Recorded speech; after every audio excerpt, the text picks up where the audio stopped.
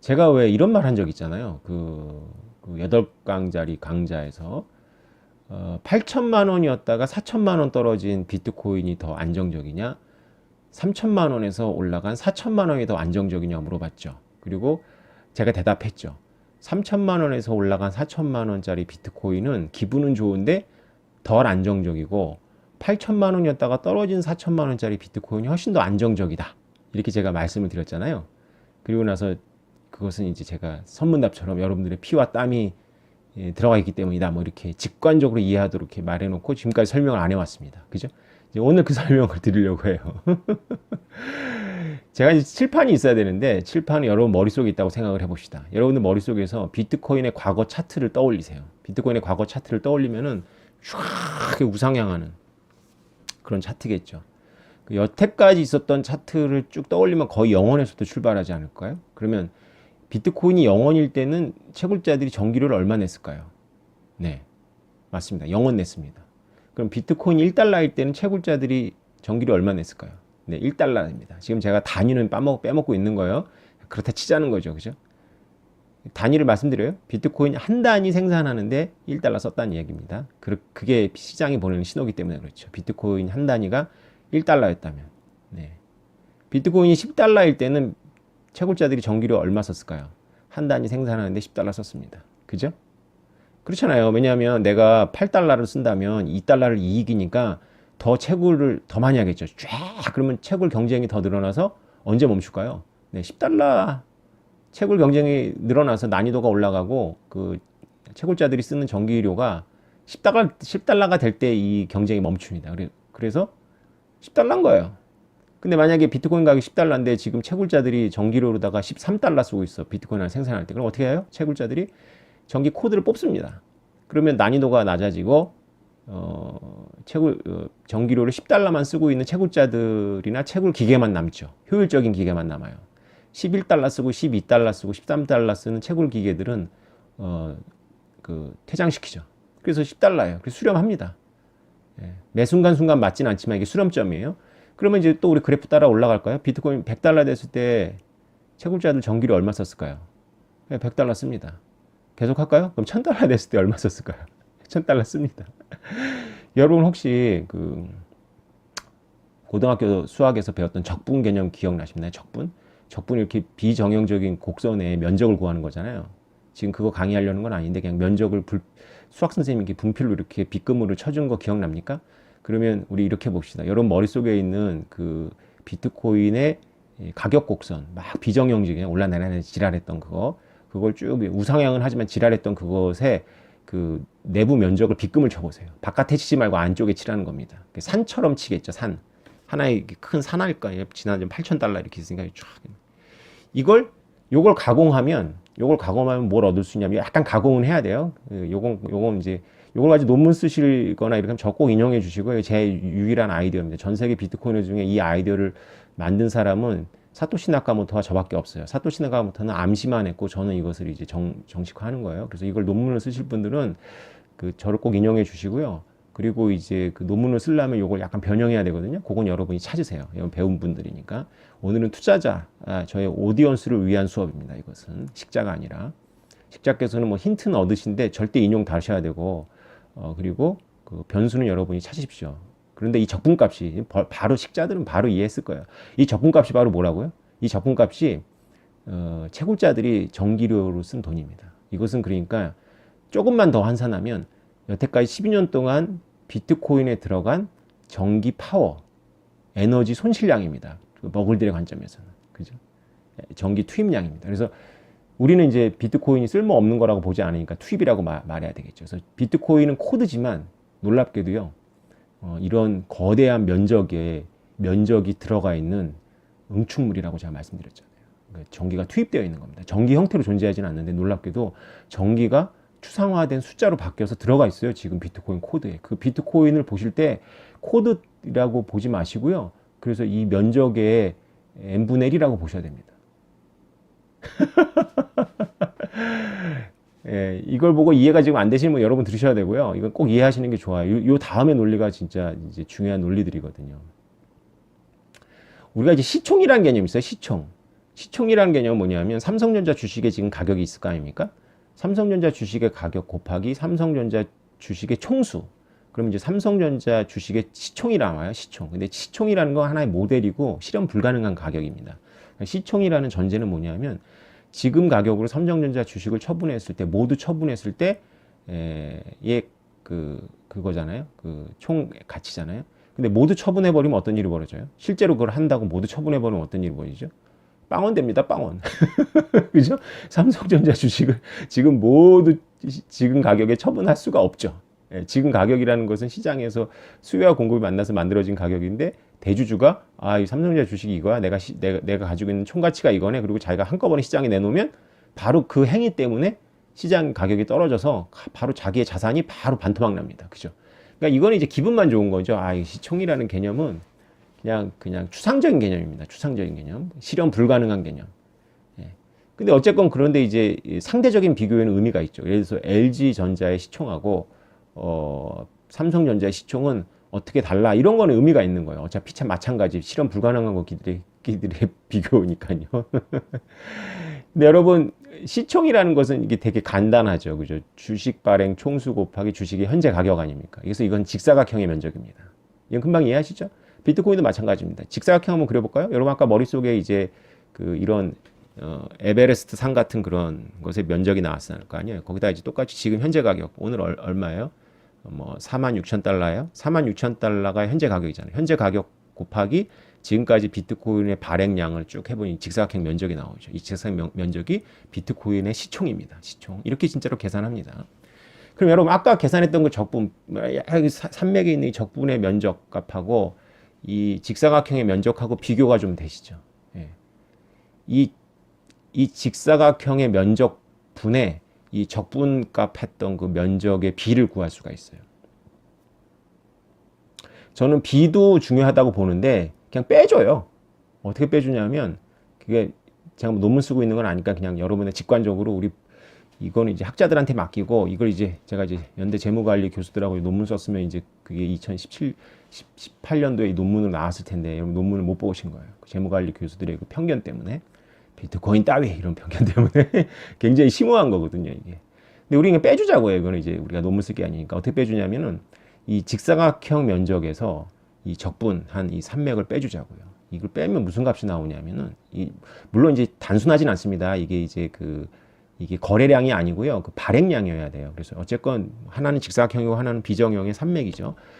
예, 이거를 빼주면 어떤 값이 나오냐면은 그 채굴자들의 이익이라는 기기묘묘한 그 답이 나옵니다. 채굴자들의 이익이에요. 이것도 미실현 이익이죠. 채굴자들의 미실현 이익이 나옵니다. 이 산맥이 바로 산맥의 내부 면적이 여태까지 채굴자들이 전기료로 쓴 돈이잖아요. 그죠? 한계 비용이잖아요. 그죠? 여기 고정비는 들어가 있지 않습니다. 무조건 전기료예요. 들어가 있잖아요. 그런데 이 직사각형, 우리 가상의 비트코인 현재 46,000달러 곱하기 지금까지 발행량 1,800만 딱 한 이 가격을 딱 빼주면은 이것은 채굴자, 여러분의 이익이 아니라 채굴자들이 얻은 이익이에요. 그러면 여러분들이 여태까지 얻은 이익은 뭐예요? 여러분들이 얻은 이익은 누군가를 뺏은 겁니다. 그러니까 제로섬 게임이에요. 우리 같이 채굴자가 아닌 사람들은 그냥 제로섬 게임 하고 있는 거예요. 내가 이익이면 저기 누군가가 손해보고 이런 게임이고요. 유일하게 이 시스템에서 의미 있는 것은 채굴자들이 여태까지 전기를 쓰고서 지금 이 가격에 이것을 전부 청산했을 때의 그 가격에서 지금까지 내가 채굴에 들어간 돈을 빼주면 내가 여태까지 얻은 이득이 되는 거예요. 이 이득을 가지고 이제 임대료가 아니라 여태까지 감가상각된 기계값 내야 되고 본인의 기회비용을 지불해야 돼요. 본인이 뭐 대기업에 있지 않고 월급 받지 않고 채굴업에 뛰어든 거 이런 거 계산하는 겁니다. 그래서 비트코인에 이런 미묘한 게 숨겨져 있어요. 그런데 만약에 한번 생각해 보세요, 여러분.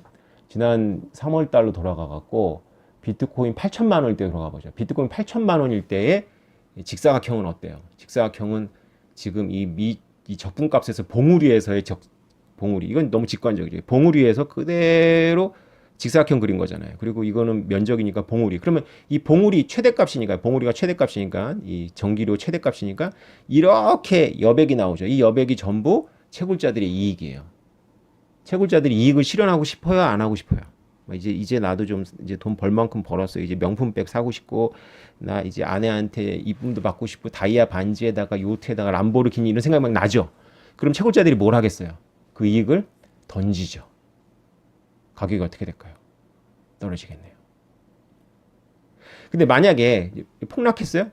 폭락해가지고 지난달에 3만 달러의 직사각형이 있을 거예요. 3만 달러 직사각형하고 이 8천 달러까지 올라갔던 이 적분값.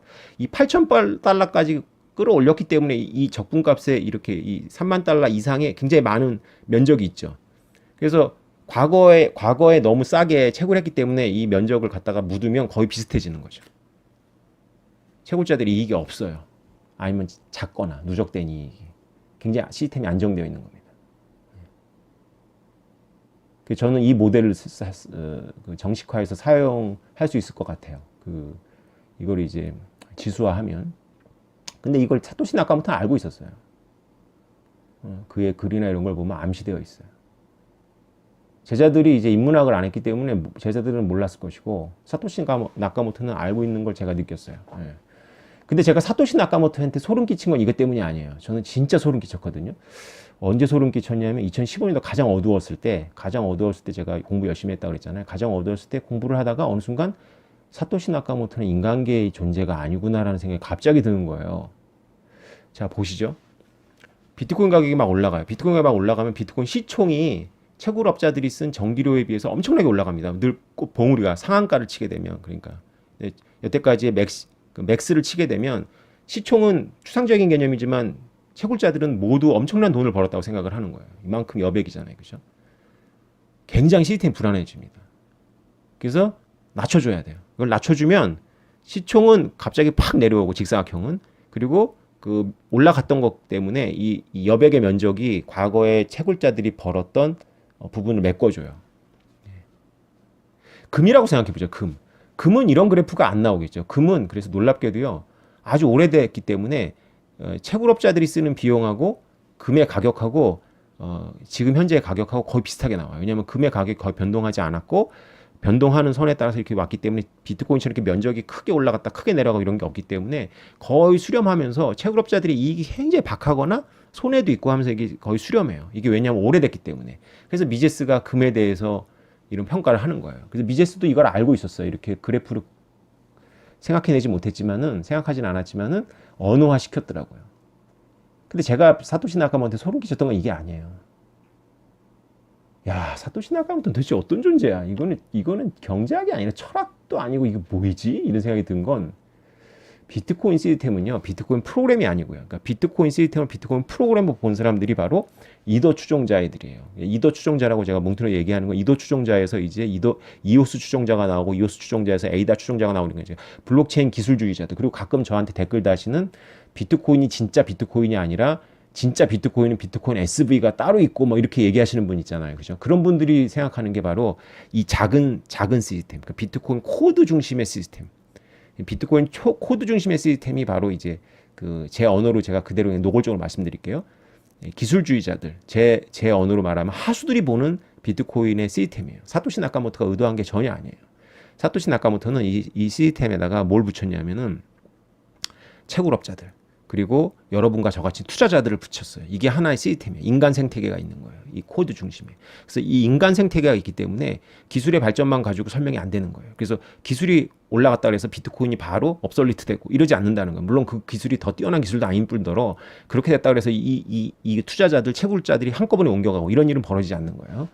여기까지가 이제 이건 알고 있었어요, 처음에. 근데 제가 소름 끼쳤던 부분은 뭐냐면 이 그래프를 제가 구상하다가 우와, 우리 계속 공격하는 여러분 주변에 먹을 가족들, 그 다음에 이제 비트코인 가격 올라갈 것 같으면 막 없는 기사도 만들어가지고 막 겁주는 기자들, 메인스트림, 주류 경제학자들, 이들은 이제 회의론자들 막 찔러대고 공격하잖아요. 이들이 사토시 나카모토는 이들까지도 고려해서 시스템을 짠 거예요. 이 믿어지지 않으시죠? 저도 잘 믿어지지 않더라고. 과연 이걸 사토시 나카모토가 생각했을까? 의도한 발까라는 생각을 했는데 사토시 나카모토가 의도한 게 맞는 것 같아요. 예. 알고 있었어요, 적어도. 그걸 의도해서 설계에 반영했다는 건 아니지만 자기가 설계해놓고 그걸 내다본 것 같아요. 이 회의론자들이 이 비트코인 시스템을 건강하게 하는 최고의 1등 공신입니다. 생각해보세요. 비트코인 가격이 계속 올라가요. 비트코인 가격이 계속 올라가면 비트코인 시총이라는 가격이 비트코인 채굴업자들이 쓴 전기료에 비해서 그 이격이, 그 간극이 점점 커질 거 아니에요. 그죠? 그럼 붕괴됩니다. 이게 잘못하다가는. 그래서 이걸 낮춰줘야 돼요. 그래서 회의론자들이 겁을 주면 이 시총이 팍 낮아지면서 이 채굴업자들이 쓴 비용의 그 면적이 그 시총을 뚫고 올라오는 부분이 있어서 시스템이 또 안정이 돼요. 개념적으로도 그렇고 실제로 이것이 반영이 됩니다. 다시 말해서 채굴업자들이 람보르기니를 못 뽑는 상태가 좋은 거예요. 실제로 이런 일이 언제 벌어졌냐면 2017년도에 막 시장 좋을 때 뉴욕에서 비트코인 컨퍼런스인가 블록체인 컨퍼런스인가 보여줬는데 걔네들이 무슨 짓을 했냐면 그때가 그러니까 고점이었던 거예요. 그러니까 걔네들이 막 그 뉴욕 그 거리에다가 람보르기니를 쫙 과시한다고 막 수십 대를 일렬로 주차한 거예요. 그런 뉴스가 나오더라고요. 그런 뉴스가 나온다는 얘기는 뭐냐면은 이 면적의 이격이 커졌다는 거예요. 그러니까 전반적으로 제로섬 게임, 우리 여러분과 저 같은 사람들은 제로섬 게임을 하고 있었지만은 전반적으로 이 시스템의 중추는 돈을 벌고 있었던 거죠. 걔네들이 막 람보르기니 타는 거예요. 이게 안 좋은 일이거든요. 이게 이격이 더 커졌잖아요. 그죠? 그러니까 이제 몰락해버린 거예요. 2018년 1월, 2월에. 그죠? 예. 그러니까 채굴업자들, 그러니까 이게 순전히 이 시스템의 자본을 잡아먹고 있는, 그 자원을 잡아먹고 있는 채굴업자들이 조금 덜 해피한 게 시스템 전체적으로는 좋다.